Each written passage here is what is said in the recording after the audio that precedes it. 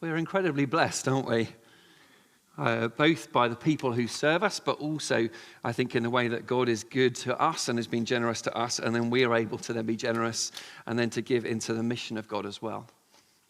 So now we get to the kind of point of the meeting when we think about looking back and looking forwards. And there we go. And you might remember 2 years ago when I arrived, we had this that we put up.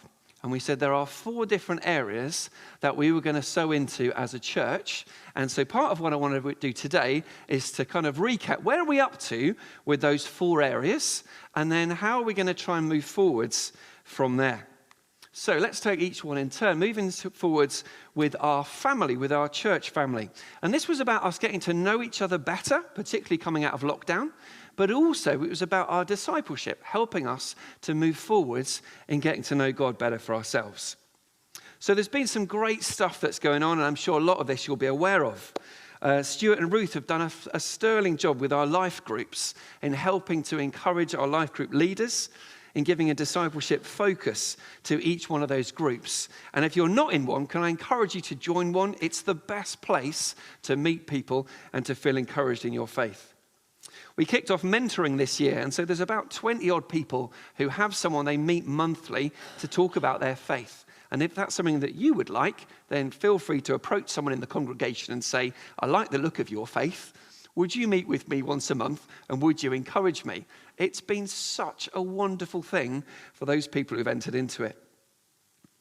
As well as thinking about discipleship, so in the midst of this, our young people and our children, we've been working on them feeling more at home and going deeper in their discipleship. I've been really encouraged by our youth apprenticeships.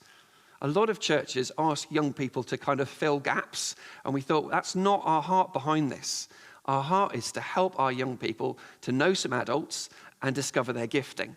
And one of the reasons for that is we know, as well as helping people grow in their teenage years, one of the reasons that people carry their faith into adulthood is they don't feel a disconnect between them as youth and the church wider as adults. They've made those connections. They know people. And that's been a massive blessing, I think, both to the adults and also to the youth as well. Trailblazers have been helping our children not only have fun, but go deeper with God. And God's Giants has kind of helped in that year 5 and 6 bit, when often at the top of children's groups, people had started to disengage a bit and think, oh, we're almost ready for youth. And this really helps us to meet the needs of those year 5s and 6s better. Now, for some of you, if I asked you, was lockdown a long time ago, you would say yes, forever. It feels a long time ago. But for a lot of people, it doesn't feel that way. And so our pastoral team have done some great work phoning up people and saying, how are you doing? We haven't seen you in a couple of years. And off the back of that, some people have come back, and other people we've been able to support them. I've already mentioned the church camp, but that was a great chance for us as family to connect with each other and feel like we know each other. I wanted also to thank the worship and the sounds team and the visuals team. Often the stuff that goes wrong on the visuals is not at all their fault, and it's often my fault. But we have wonderful teams there, and I'm so grateful for the way that our services have just felt like they've had added depth over the last year, that our worship seems to have lifted a bit.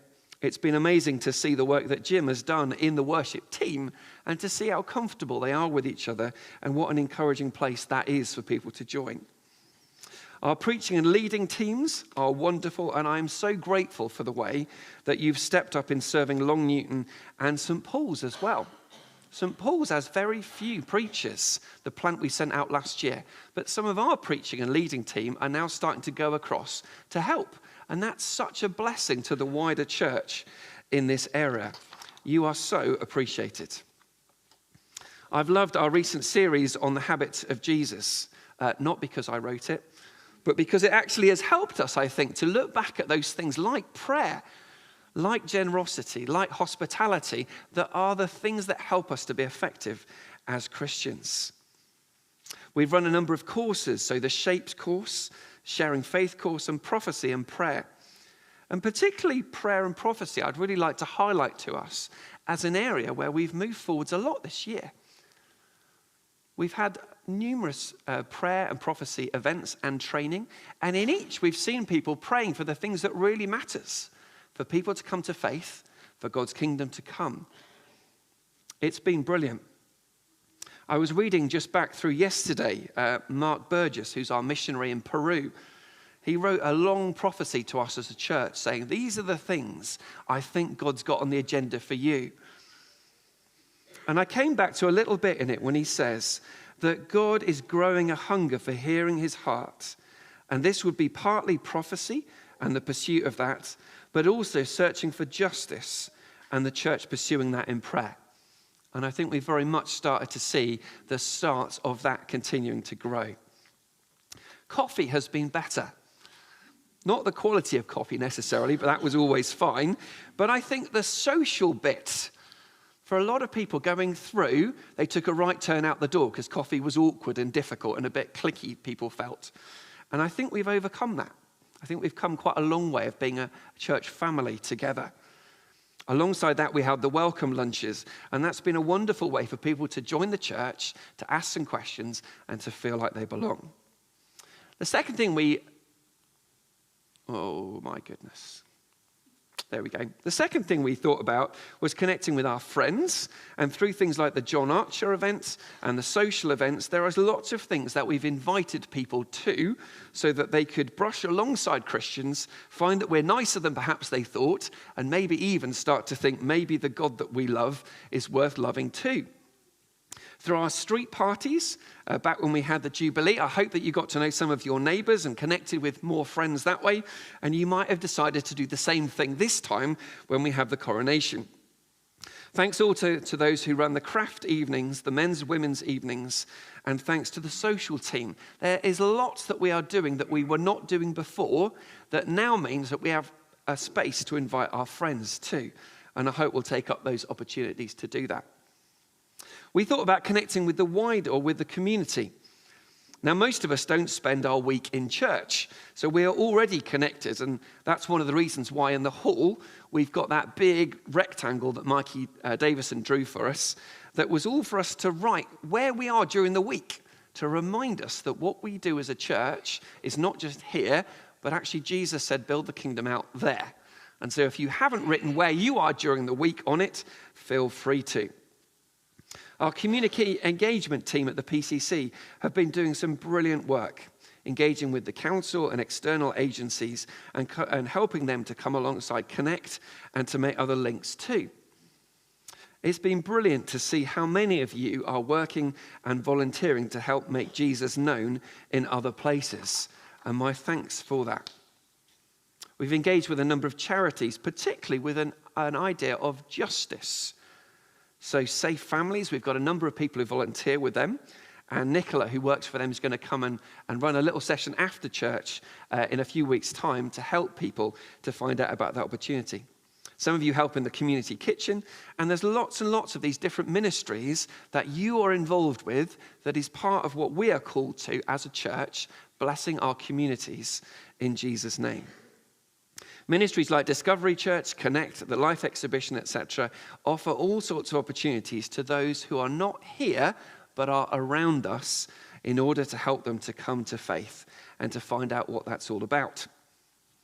Our schools work has taken a little while to recover and is still in many ways finding its shape since lockdown. Jan has run sessions for Christmas and Easter, which have been brilliant, and our primary schools have come along to them. We've also had assemblies up and running in other local schools like Teesside High, Catherine's in Egglescliffe School, and I went into Yarm School. So there's a lot of ways that we're trying to engage with our schools, but post-lockdown, it's taking a little while to get back into that. Outreach-wise, and because Catherine and Rachel are absolutely skater girls, they launched our skate park ministry. That happened during the last year. And it's been amazing to see when you go along and you give young people a bit of time, how much people are actually wanting to be in relationship, wanting to get to know who you are and for you to find out who they are. And through that, we've been able to pray for a number of people and to encourage them that the church does care, and so God does care. As I said, we've helped out at Deanery Synod. One of the things that's really lifted my heart this year has been the Ukraine Cafe. Those of you who've gone along to it would just feel that kind of buzz in the room. I was there just the other day, and it was amazing to see. I think there was about 25, 30 people there, all finding community, being part of something where they feel like they're loved and encouraged. And that's given us a chance again to pray, to share a bit of faith, and to show Jesus' love. Incidentally, if you're a man, they could do with some more male volunteers. There's quite a few men who come to that group, and I think it would be really helpful there. Thanks also to Christine for her work with the uniform groups. That's been a brilliant connection for us. So that's our community. And then lastly, the wider area. And I think it's been a great year for connecting with the wider vision of the diocese and being involved. We as a staff team went along to training for those churches seeking to plant, which was great. Sandra is part of the Growing Leaders course, which is the diocese training up people to lead future things alongside that. Across Teesside, we've been involved in running the 20s Young Adult Celebration Monthly, which is only just kicked off. The second one's next week. And that's been wonderful just to see how many people in their 20s particularly are sitting in churches where there's only 2 people in their 20s. But they come along and they find there's actually a whole bunch more people of their age across Teesside who love Jesus too. We're gearing up for Festival Teesside that's going to be next year. And that's a chance for all the churches across Teesside to do a big mission event, which is going to be great. Again, with connecting with the diocese, it's been wonderful to have so many people of our church who are actively engaged.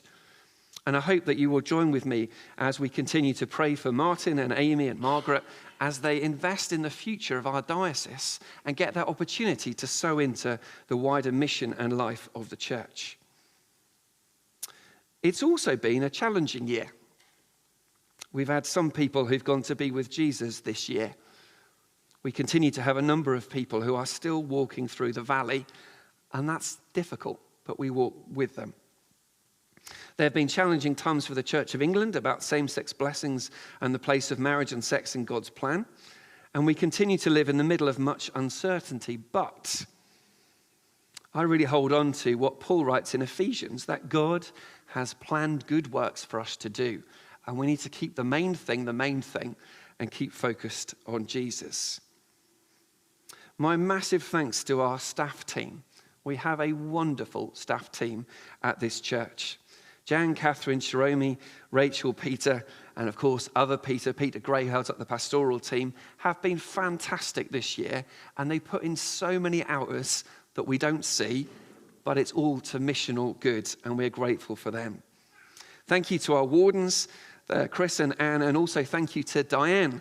Over the last year, she's done a huge amount of work getting our safeguarding up to scratch, and we are now in such a good place that we're starting to be able to encourage other churches in their safeguarding as well.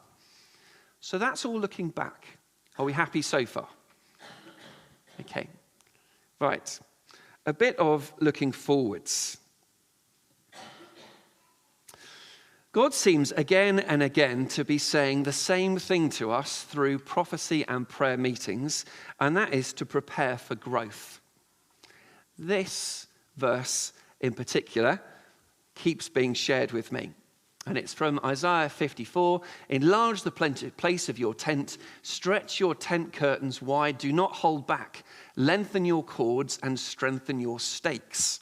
I can't tell you how many times people have emailed that to me and said, God's doing a new thing and he's going to grow the church. And you might well be one of those people who he's given that verse to.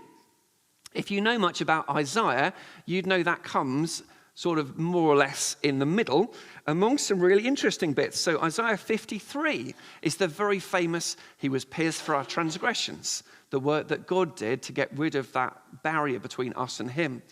Isaiah 54 is this bit, where it says about how God's going to do good, even in the middle of where it had seemed hopeless, and how he's going to enlarge his people. And then Isaiah 55 is that wonderful chapter, come all who are thirsty. So this kind of comes bang in the middle of that. And so one of the things that I'd like us to do this year is to be preparing for what God is doing. If you've walked into a prayer meeting in the last year, pound to a penny, you'd have found someone praying for growth and for people to come to know Jesus. That's our heart as a church.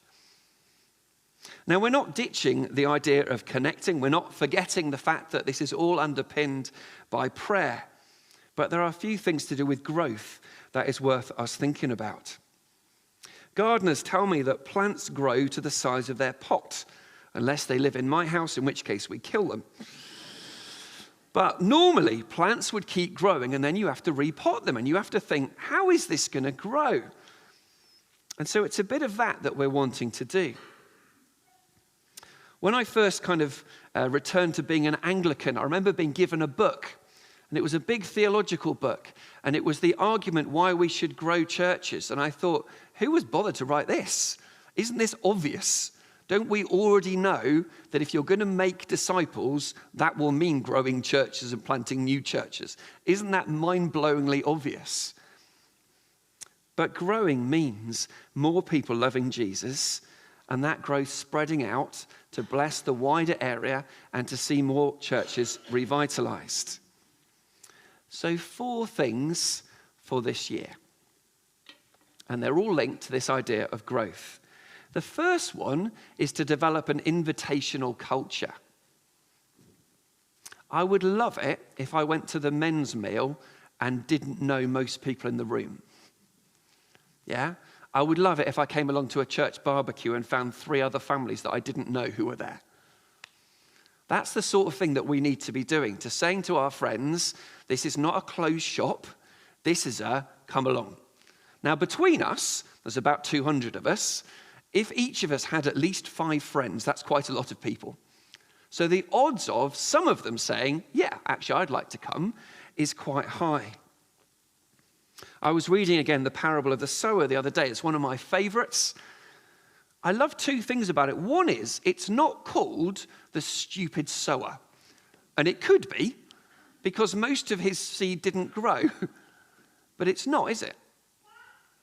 Because we're called to sow everywhere. And so we sow and we invite people, even the people that we think, oh, you'll probably say no. But you know, some of those people were us, and we said yes. And the other reason that I like the parable of the sower is that it reminds us that even Jesus didn't see everyone go, yes, you're the Son of God. And he rose from the dead. So for us, some people will say no, and that's okay. But we need to get this invitational culture. For some of us, that might mean that we just need to get more sociable. We need to hang out with more people, particularly people who are not Christians. And you might join the ukulele club that meets down the road. You might join, there's all manner of different things you might join and be part of. But the key is to see those as areas where we are blessing people and having fun, but also to think, I wonder if they'd like to come to anything. I am incredibly unlikely to say no and turn people away from pretty much anything that we do. I think the PCC is about the only thing you couldn't bring somebody else to. But everything else, invite along who you like, because that's one of the ways that we're going to start to see people come to faith. I was saying to Rachel this morning, this church is amazing. We should be seeing people come to faith. We should be seeing growth. But we're not seeing it as much as we want to. But we've prayed into it, so we will. But part of what we need to do is this, inviting people along. The second thing is to do a bit of training. And so this year I'm going to run, I think probably about 10 times, I'm going to try and run a course, a little 2-session course on how to share faith with somebody else. Now, there were about 6 of us who did this about 3 weeks ago. And we did 1 session, all about sharing faith. Then we had a 2-week gap, and then we did the second session. And you know, all of them said, this was easier than I thought. It's not quite what I thought I was being asked to do. And I've had opportunities that I made the most of that I hadn't done before. So can I just encourage you, at some point this year, come on this Sharing Faith course, learn how to have that really easy conversation with somebody else about Jesus. It's not as hard as you think it is, and you might even have some fun on the way. So that's our second thing, getting trained up to share faith. The third thing is preparing for those who will say yes. I have quite frequently rung up Chris Bass and said, I've got somebody else I'd like you to meet, please, because they're interested in faith or they're partway along or whatever. I'd love us to have more people who would say to me, I could do that for somebody. I'd like to have a list of like 20 odd names where you would say to me, oh, I've thought about how I would disciple a new Christian, so that I could ring you up and say, could you start meeting so-and-so? Could you encourage them in faith? Because as God grows our church, we need to have people who can say, oh, I could meet with so-and-so. Not another rota. We don't want more rotas. This is about just coming alongside one other person and encouraging them in the start of their journey. So you might consider that. The third thing is investing in opportunities for growth. So I've already started to meet with a little team from the 9 o'clock service, for example, because we have about 160 spare seats at the 9 o'clock. There's about 40 of us, which means we've got room to grow, and we want to. So as the 9 o'clock, we've been praying and thinking, how could this have children alongside and part of the congregation? How could it be more all age? How could it be easier for people to join? And there's going to be a questionnaire coming out to you in the next few weeks, if you're in that congregation, that's going to ask you some of your opinions. Not to morph it into the 10:30.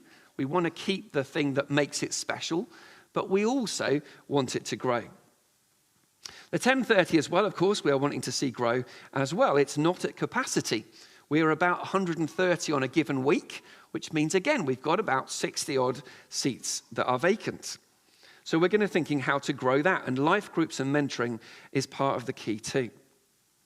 We need other avenues too, and one of them is planting. And so I brought along 10 of these, which you're very welcome to take one. It's called Send Me. And it's stories about people in the Church of England who started new churches or new groups of people worshipping, and not one of them wears a dog collar. And that's quite important, because actually what we need to do is to start planting churches with other people who don't wear one of these. So you might be sitting there today thinking, do you know, I could start a little group that meet in my workplace that pray. I could start something at the coffee shop. I could start whatever. You might want to take one of these and have a read. This is other people who've done the same thing and who've been really encouraged. So that's one of the things that we need to be looking at, planting as well as our existing churches. Sometimes we're going to be planting big things like St. Paul's. Did you know St. Paul's have got members of their church that we don't know and weren't part of the church when they started? They've reached new people. And actually, a lot of the evidence says if you start something new, it grows faster than your existing stuff. Now, that doesn't mean we want to write off our existing things, but we do need to look seriously at planting. So I've been in touch with a group of people, a national church movement called Myriad, and they actually wrote the book. So they're a national body that help with church planting across the UK, and in lots and lots of places, this is starting. So you might be praying already and think, do you know, in the orchard somewhere, could I meet with a few people and start to encourage them in faith? Could I invite along a couple of neighbours? Could I see where that heads? We're going to be running the Exploring Church Planting course in the autumn term for anyone who thinks, oh, I'd quite like to find out about that. It's only 4 sessions, so it's not a commitment. You're not signing up to anything, but this is a chance to find out. So in the midst of looking for growth, we're going to continue to be praying about things like, where are the people we're trying to reach? Is this the best venue to reach them, or do we want to meet in other places? Are there other times? Jan and I have been thinking a bit about this and thinking about ways in for people. So we're going to start to offer a parenting course, which Jan's starting in just a few weeks, for those people in our local community who would say, I'm not ready for Alpha, I'm not sure about faith, but actually some parenting input would be brilliant. I'm going to offer the marriage course, but we're going to try and broaden it out a little bit so people can come along from the community. We're going to do that in the second half of this term. And if you'd like to help, then I would love you to come and help me with that. We're going to do some puddings. We're going to have a chance really to explore what is a good relationship and how can people foster that. Some of that is just about doing good. And some of it is about that first step for people into seeing that Christians are nice, maybe Jesus is okay, and maybe faith is for them. So can I conclude by just saying thank you so much for your involvement in so many things in our church and outside of it in building the kingdom. It's wonderful to see what's happening. But 4 things linked to these.